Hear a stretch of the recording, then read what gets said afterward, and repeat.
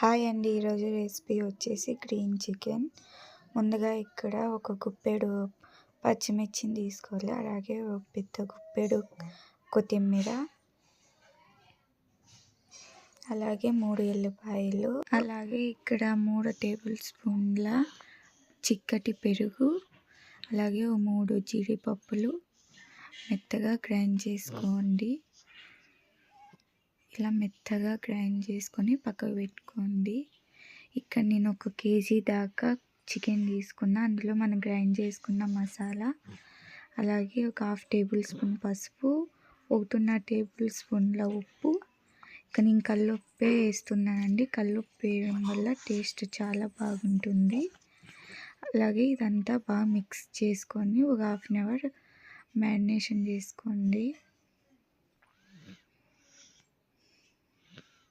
ఇక్కడ ఒక కడాయి తీసుకొని 2 టేబుల్ స్పూన్ల ఆయిల్, అలాగే పోపు దినుసులు, అలాగే ఒక గుప్పెడు కరివేపాకు, సన్నగా తరుగుకున్న ఉల్లిపాయ ఫ్రై చేసుకోండి.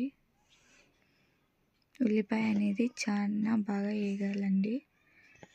అలాగే ఇక్కడ గోల్డెన్ కలర్ వస్తేనే మనం మ్యారినేషన్ చేసుకున్న చికెన్ వేసుకోండి. చికెన్ వేసుకొని మొత్తం కలుపుకోవాలి.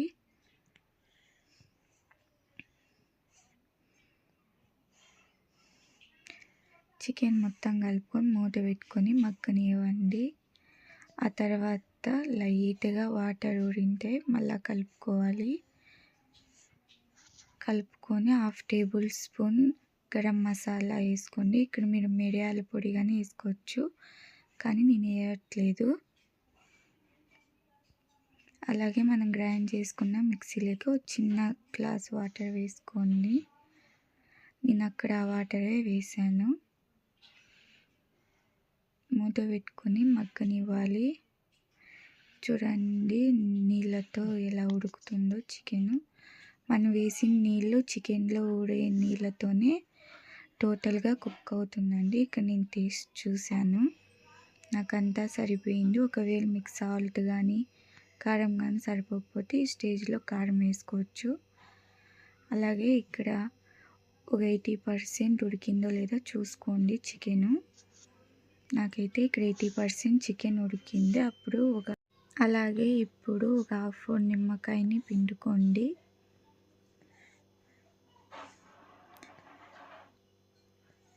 తర్వాత మొత్తం కలుపుకోవాలి.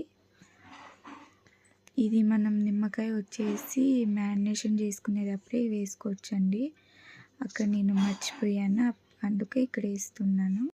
అంతేనండి, గ్రీన్ చికెన్ రెడీ అయిపోయింది. నా స్టైల్ చికెన్ కర్రీ మీకు నచ్చింటే కామెంట్